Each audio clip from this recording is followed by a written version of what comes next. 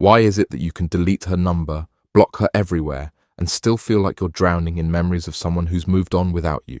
You tell yourself you're over it, but here's the brutal truth. You're not even close to letting go. And I'm about to show you exactly why every method you've tried has failed. But before I reveal the real reason you can't move on, you need to understand something that will completely change how you see this entire situation.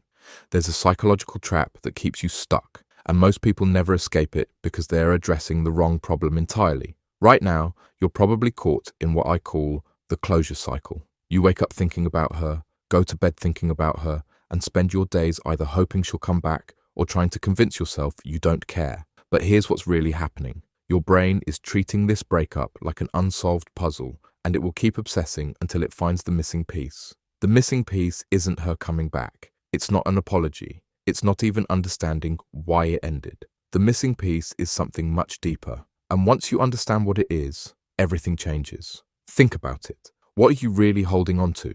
Is it her, or is it the version of yourself that felt complete when you were with her? Because here's the first thing you need to know. You weren't complete because of her. You felt complete because you were finally allowing yourself to be vulnerable, to love without reservation, to care deeply about someone. But that capacity for love didn't come from her. It came from you. And it's still there, waiting for you to direct it towards someone who actually deserves it. Now, I mentioned there's a psychological trap keeping you stuck. Most people think letting go means forgetting, or moving on means not caring anymore. But that's not how the human brain works. Your brain is designed to seek completion, to solve problems, to find answers. When a relationship ends without clear resolution, your mind stays in problem-solving mode indefinitely. This is why you check her social media. This is why you replay conversations. This is why you analyze every text message for hidden meaning.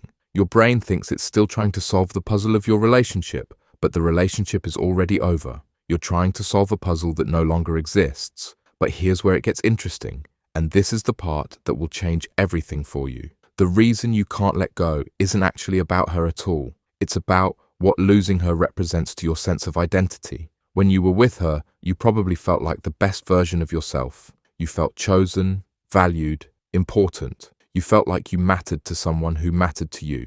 And when she left, it wasn't just her absence that hurt. It was the loss of that feeling, that identity, that sense of being worthy of love. So now you're not just grieving her, you're grieving the version of yourself that felt lovable. And that's why nothing you've tried has worked. You've been trying to get over her when what you really need to do is get back to yourself. But here's the problem with how most people try to move on. They think they need to feel ready first. They wait for the pain to go away, for the memories to fade, for the anger to subside. But that day might never come because you're still feeding the cycle. Every time you look at her social media, you're telling your brain this puzzle still needs to be solved. Every time you drive by places you went together, you're reinforcing the neural pathways that keep her present in your mind. Every time you hold on to her things or keep her number, you're maintaining the connection that your brain interprets as hope. The solution isn't to feel differently first. The solution is to act differently first, and the feelings will follow. But there's a specific way to do this that most people get wrong. Here's what actually works, and this is where most people fail. They try to let go of everything at once. And when they inevitably think about her again, they feel like they've failed. But letting go isn't a single event. It's a series of small choices you make every day, and each choice builds on the last one. The first choice is accepting that part of you will always care about her, and that's okay. The goal isn't to stop caring. The goal is to stop letting that care control your life. You can love someone and still choose to move forward without them. The second choice is recognizing that holding on to her isn't protecting the love you shared. It's preventing you from experiencing the love you deserve. Every day you spend looking backward is a day you're not looking forward. But here's the part that will really change your perspective.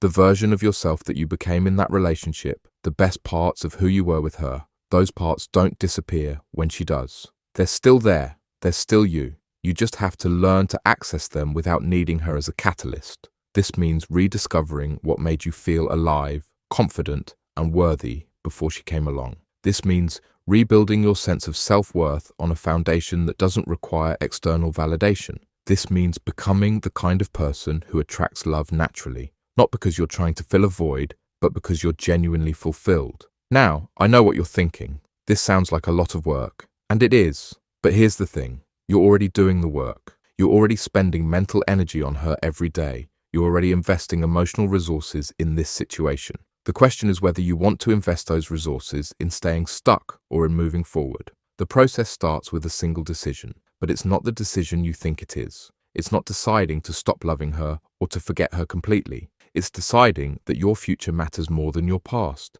that your growth matters more than your grief, and that you deserve love that doesn't require you to chase it. But here's the most important part, and this is what will determine whether you actually follow through or just feel motivated for a few days and then fall back into old patterns. You have to understand that letting go isn't about her at all. It's about you choosing yourself in a way that maybe you never have before. This is about becoming the kind of person who doesn't need someone else to complete them, who doesn't derive their self-worth from being chosen by someone else, who doesn't mistake dependency for love or obsession for devotion. The truth is, she's already let go. She's already moved on. She's already living her life without you in it. The only person still trapped in this relationship is you. And the only person who can free you is also you. So here's what happens next. You stop checking her social media, not because you don't care, but because you care about yourself more. You delete her number, not because you hate her, but because you love yourself enough to stop torturing yourself with possibilities that no longer exist. You start building a life that's so fulfilling, so meaningful, so genuinely yours that her absence becomes irrelevant. You become so focused on your own growth that you don't have time to wonder what she's doing or who she's with. And eventually, something beautiful happens. You realize that the person you've become through this process is someone you actually like, someone you're proud to be, someone who doesn't need external validation to feel worthy of love. That's when you know you've truly let go. Not when you stop caring about her, but when you start caring about yourself more.